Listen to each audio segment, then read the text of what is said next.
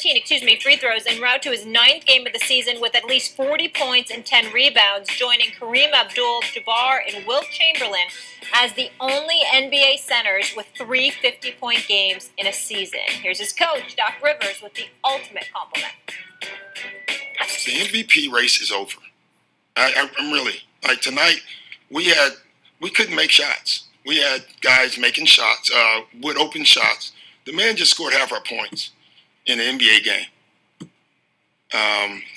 And I'm biased, but the MVP race is over.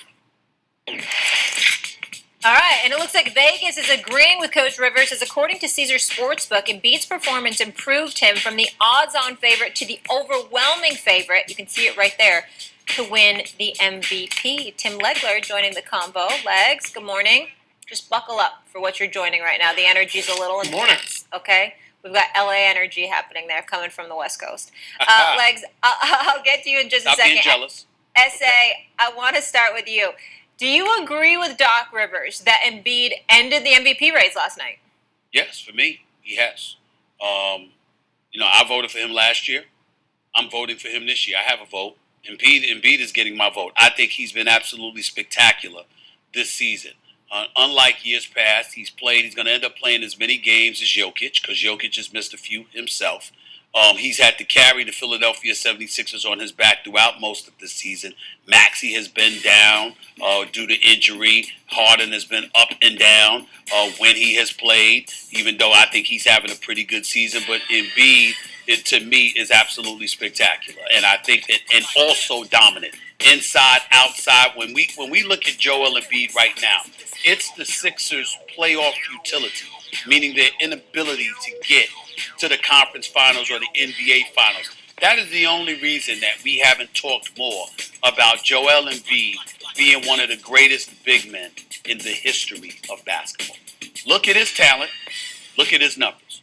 We're talking Shaq. We're talking Wilt. We're talking Bill Russell. We're talking Kareem Abdul-Jabbar. Doggy, you'd be happy I mentioned his name. We're talking George Mikan, for crying out loud. Throw Bill Walton in the mix. The list goes on and on. I'll go Bob Lanier, Artis Gilmore, and all of these brothers. It don't matter.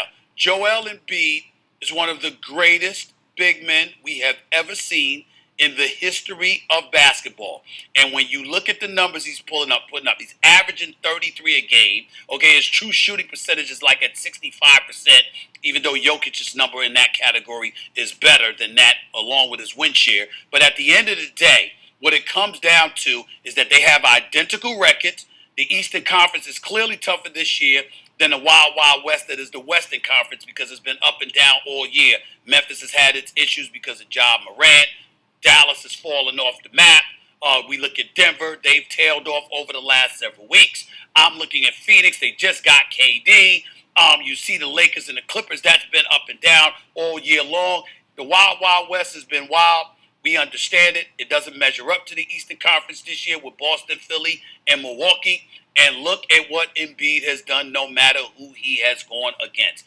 That, combined with the way Denver has tailed off, and to me, I'm going to say this, Tim Legler and Doggy, I think that the noise that was being made about Jokic potentially as an MVP, winning his third straight and stuff like that, I think it's been a turnoff to him.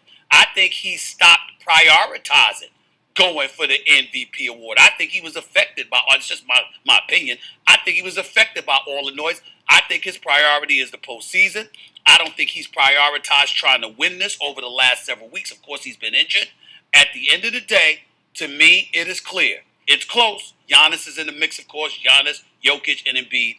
But Embiid gets my vote. I agree with Doc Rivers. He will have my vote for league MVP. He is that dude. I'll go quick to give Timmy a chance here. What Stevie said, first off, you forgot Moses Malone and Olajuwon. I mean, you're going to talk centers, right. I mean, can you mention him, please? Can you mention Moses Malone? I just said you're right. I mean, that's throw some other names. Of course, it's Malone. Well, it took you a while. I shouldn't even have to remind you to say those two. I got a lot on my mind. I got a lot on my mind. I got a lot on my mind. That's number one. I've been traveling. No, not traveling on Delta in the back of the plane. It was Delta. I did travel on Delta yesterday. Oh, you did? We'll get to that later. All right, that's number one. Number two, what? Somehow Jokic has had a year where this is over. Now, listen, he's probably going to win the MVP and beat. I don't disagree. But the idea that somehow Jokic now doesn't belong in the discussion is a bunch of freaking nonsense. I mean, he's got a triple-double. He's got 10 assists a ball game. He averages as many rebounds as Embiid does, and he scores 25 a game, and I love the way he plays. And I don't buy the idea that somehow, some way, this Eastern Conference is heads and tails better than the Western Conference. The Heat stink, Atlanta stinks, the Bulls stink, Washington stinks, the Knicks are decent, the Nets stink, while in the West, the bottom half, Clippers they got a lousy record. Anybody want to sit there and tell me the Clippers are not a good team with George and Kawhi? Lakers got a lousy record. They got LeBron and they got Anthony Davis. Oklahoma City is better than Miami. Better team. I love Oklahoma City. I mean, there's better teams, and then you got freaking New Orleans. It's got much better players in the West. New Orleans. Top 10 players in the West in the NBA. You got Jason, you got Tatum, you got Giannis, and you got Embiid. The other 7 are in the West. Durant, Jokic, LeBron, Curry, Anthony Davis, Kawhi. The other best players in the conference are in the West. They're not in the East. The East has got 3 of the top 10 players. Everybody else is up in the Western Conference. Not to mention people like Booker and Lillard and folks like that. So from that standpoint, the idea that Jokic doesn't deserve to be in the discussion, and I understand Doc Rivers is trying to pump up his guy. The guy won it 2 years in a row, Jokic, and Embiid will win. Steve's right. Steve's right. But let's not downplay the greatness of Jokic. I mean, he's had a heck of a season on a team that's got the best record in the league, on the same record, by the way, as Philly does. And another thing, before I throw to Tim, I'm sorry I went too long. Another thing, when Philly played in Denver 2 weeks ago, did Embiid play? Stop it! Stop it! Did he play? You're not going to do that. He was hurt. Why not? He was hurt. When he went against them earlier, he dropped 47 and 18. I mean, stop. Did he play in You're Denver? ridiculous. Stop it. Go ahead, You're Tim. nuts. Go ahead. You're You're nuts. You're nuts. Oh, How please. did they give you a Go ahead, vote? Tim. Oh. Please. Well, how do I give me a vote? Me? All right. Well, listen. I'm getting a little bit concerned about Stephen A's blood pressure right there, so I'm going to bring it back down, Stephen A. I'm going to help you out here because I'm going to agree with you on this one. And look, for me, I started to come around to the conclusion really over the last couple of weeks that it's Joel Embiid, and it was because the more I watched him on a nightly basis, the more I realized he does things to impact the game and affect the game defensively that Jokic couldn't dream of. And I love Jokic as a player, and I don't think by saying it's definitive that it's over, that Embiid's the MVP, that's not denigrating Jokic. That's really just lauding the greatness of Embiid in the season that he's had. So when you start talking about MVP, you're really putting together a balance sheet, right? You start writing things down. Just take a look at this guy's season. Right now, he's the best raw scorer in the league. There is absolutely no answer for what Joel Embiid does. And so to have a signature night like he had last night, national TV game, an important game. I know Boston was shorthanded. They didn't have Jaylen Brown or Robert Williams, and that does matter. But all eyes were on this game to come out and basically throw a perfect game. If you're a pitcher, that's what he did. I know guys have put up bigger numbers this year. That was the most dominant offensive performance I've seen because it was almost perfect in what he did and the way he attacked, where he beat them from, power, finesse, from deep, off the dribble, in the post, at the foul line, on the offensive glass. Every which way you can dominate a team, he did it. So for me, it was that pound the gavel moment. It's over. I'm the MVP. I do think there's something to be said for the visual that he gave us last night in a race that is this tight, particularly when Jokic has missed some games here lately, came back last night, didn't play well, they lose to Houston. That's not great visually here as these two guys are trying to run through the wire because I do think it is neck and neck. The first place votes are going to be practically split.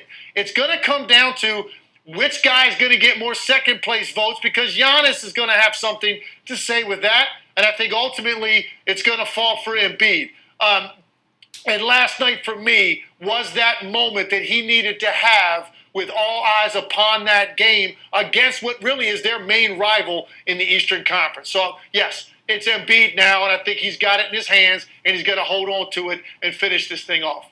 I would also say this. Embiid goes against Jokic early in the season. He drops 47 and 18.